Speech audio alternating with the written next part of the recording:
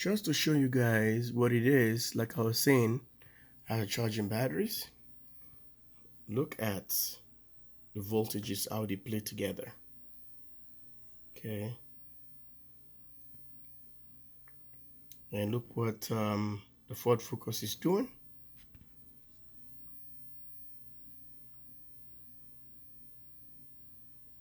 Two 2.09 amp hours, and Volkswagen e-Golf 1.78. So it's 32.61. It was 32.6 equally. So you tend to play around. This one is picking on the voltage or the amperage, and the other one is going to override, take the amperage to another level again. So, and it's 97% and 97% state of charge. This is 14 amp hours, which is the Ford Focus, the Smart Edge, that's why I name it. Is sorry, the Volkswagen e-Golf. Then the Ford Focus is the bottom one, Smart Ford Focus. So when the charging was completed, batteries are all connected together because of the e-Golf had more capacity. I don't know what it is, but it's like the pressure activate that one first, and it's putting more pressure, and it takes the higher volume or pressure and activate it and started running. It's taking more power. Then after that, it balances. I think the pressure kind of equalize, and the Ford Focus took over. So look at now, we put in a 2.1, 2.11, and this one dropped again. So look at the e-Golf was like 2 point something earlier, or whatever, what I first said, and rewind the video and see how the amperage is playing. The amperage is playing back and forth. This is how I wanted the system to operate. So you don't put too much pressure on one battery bank. So this one is telling is minimum range is 10 days. If you keep on pulling the same amperage, you can run that for 10 days consecutively. While the Ford Focus, it says it's 5 days remaining if we keep on pulling 2.11 amps continuously. So look at that, how the amperage is playing. Now look at the voltage, 32.60, 32.61. It depends what the load start. And if you look at the charge controllers, they have 32.55, 32.50 because of whatever. Even at night, the solar panel still brings out power. Believe it or not, put your meter or look at your charge controller, it would never be zero. The input, never. Charge controller still bringing power. For that little ambient is seen outside because of the series connection. At night, you will see your voltage is still high if you don't turn the breaker off. If you have a breaker, you have to have a double pole breaker, and that's the only place you can turn off the thing. You see it goes zero, but it will never zero out. So I know this is going to be a discussion. I mentioned this many years ago on when I started my channel, maybe 6 years ago, 5 years ago, and he brought some kind of arguments with that. Solar panels can still put power out even though there is no sun, no light. If I'm wrong, go back today and check your charge controller tonight and see exactly what I'm talking about, like solar panels bringing power even at night. It's not enough to turn on the charge controller. It's still on the snooze, or it's still sleeping, or whatever your charge controller say. But look at the input, or put a multimeter on your input solar, you'll see it. If you have a hybrid, probably have to log into your software, you will see there's voltage coming in, or use your multimeter and put it right there. I'm not telling you lies, it's something fact. I've experimented. So this is what it is. Like I said, there's no sun, and this is just the production today. Welcome to Winner. This is just my test site. So these panels are not exposed to a roof, completely sitting deck or something, just whatever. I can able to move around and do something. Okay, just experimental area. So this is what it is. Okay, look at the voltages now. 3260. See what I'm saying? 3260 right there. 3260. This is what I was talking about. They all equal out.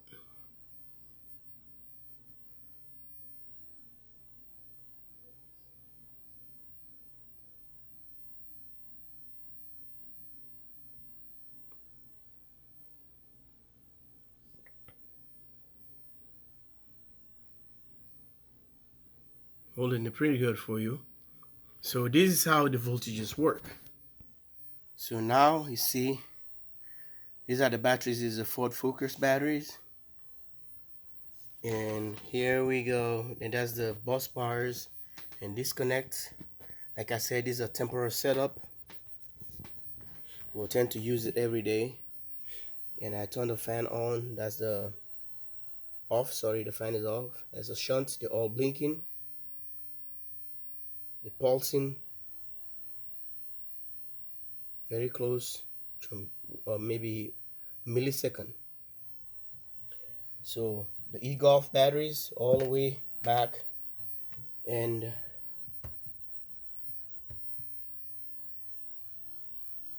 there you go.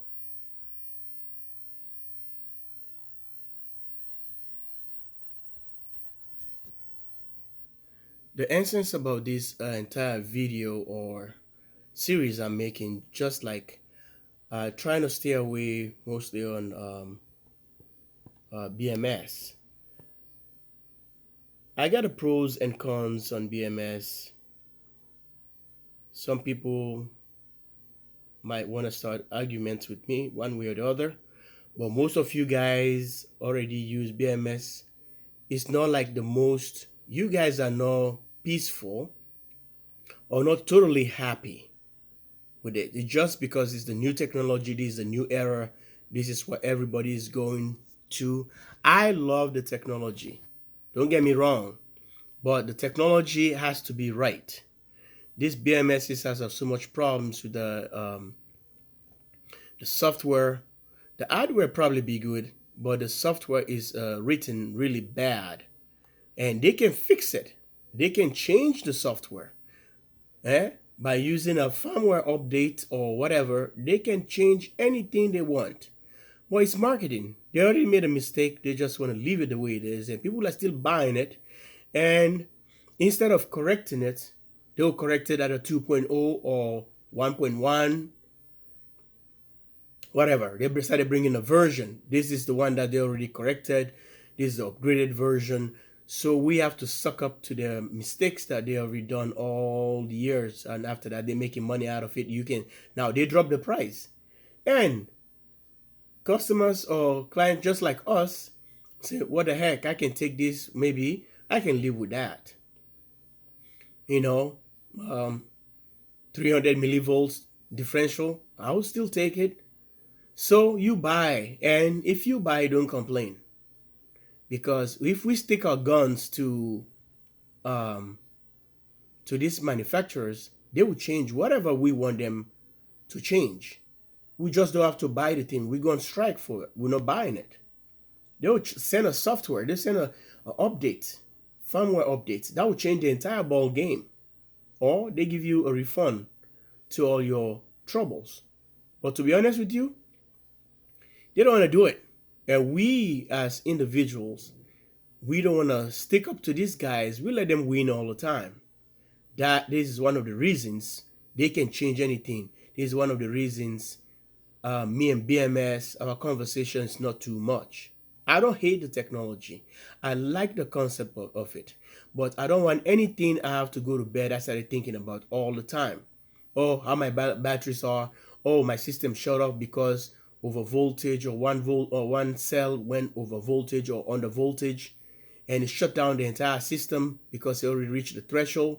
And you guys with BMS know what I'm talking about. If you don't understand or you are new, all you know is BMS because it's your first time in this era. Some of us already live around for a long time. So we know how it is when solar starts. We're talking about back in the 80s. Let's talk about back in the 80s. Some people don't even play with solar. See, I kept bringing this information all the time. I remember when I started solar back in the 80s, which is it's more than like a $10 a watt. $10 per watt. Could you imagine? Now we running up to about 400 something volt, 400 something watts solar, 500 watt solar panels. They're available. Could you imagine how expensive it was? So I've been messing with solar since back in the 80s.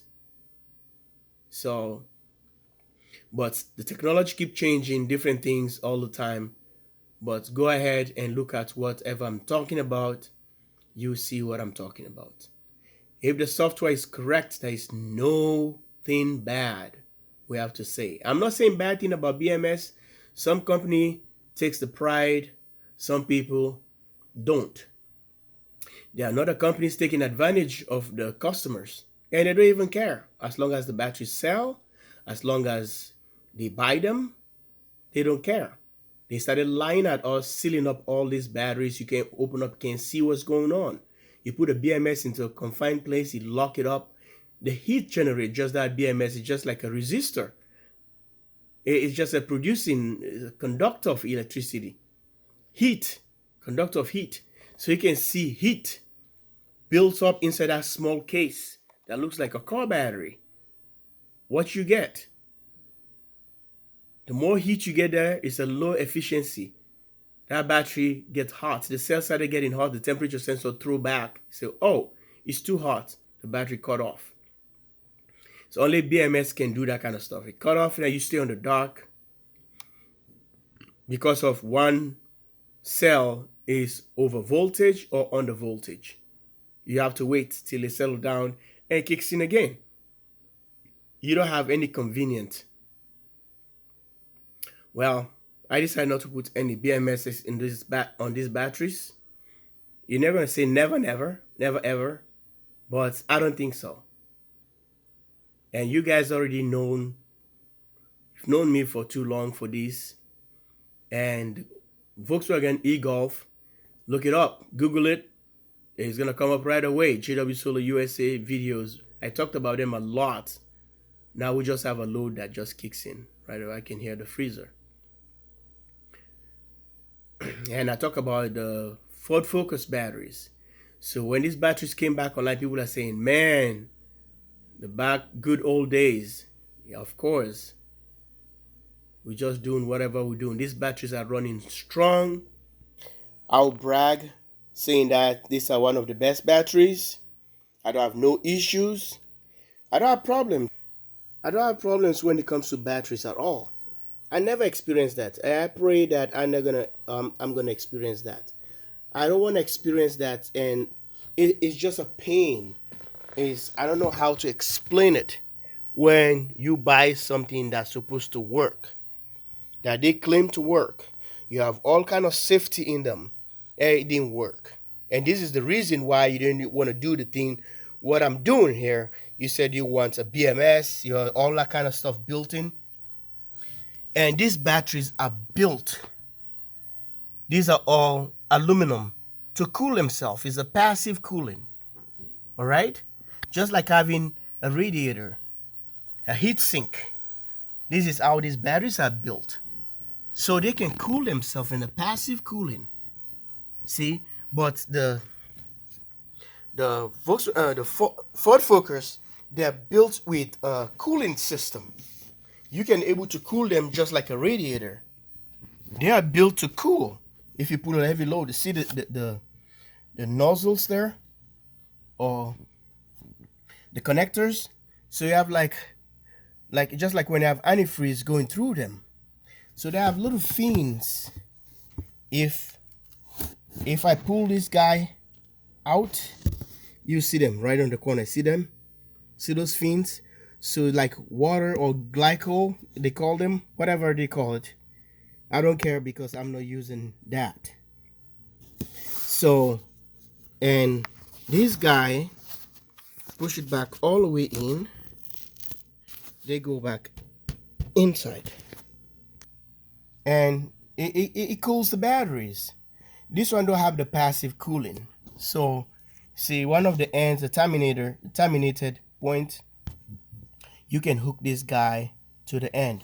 So since I don't buy the entire battery itself, and it's really hard for me, see, like you close this one, you have to have the complete ends or the entire battery for you to have all these features to create the watertight cooling system.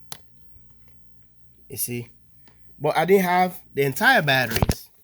You know, buying something for experimental purpose, it's very difficult for you to buy something just for experiments. You are not sure what you're buying till you get into it. And when these batteries came, they have all kind of temperature sensors. See the pins here? There are a lot of sensors and all that stuff. You see where this is where you can able to trace these pins and set up your BMS, because this is how we tied into the 3S or 4S. So 8 volt battery, 2S. Then you can go all the way, all the way, all the way. It has all the plugs on the front. I can able to trace that. It's easy to trace because like a dummy, this proprietary board that is in there that talks to the car module. I don't have that, but I can able to tap on this without opening the batteries. But I don't want to do that. And you guys check my videos. It has been years now. Okay, I've been talking about these batteries. Passive cooling. This one is all aluminum. I don't have to worry about heat. I don't have to worry about high temperatures and all that thing. They cool themselves.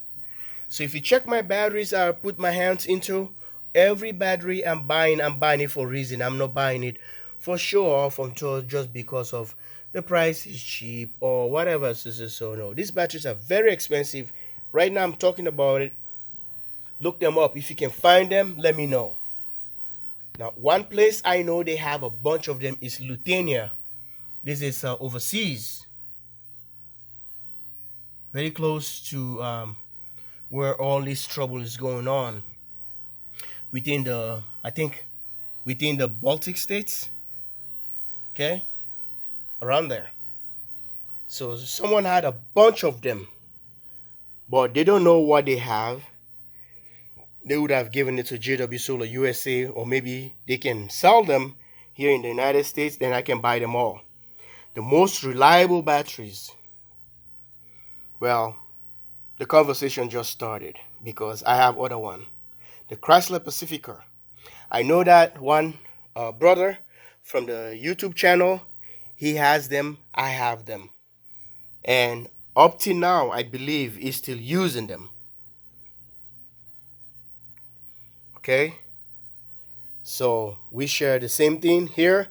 There's another brother who has a pickup of the small bricks of those cubic size, and he added to his system with a Nissan Leaf. And these ones all work together with the Nissan Leaf. They're all the same specification with the Nissan Leaf. Likewise, the Ford Focus, they ride on the same voltages with the Nissan Leaf.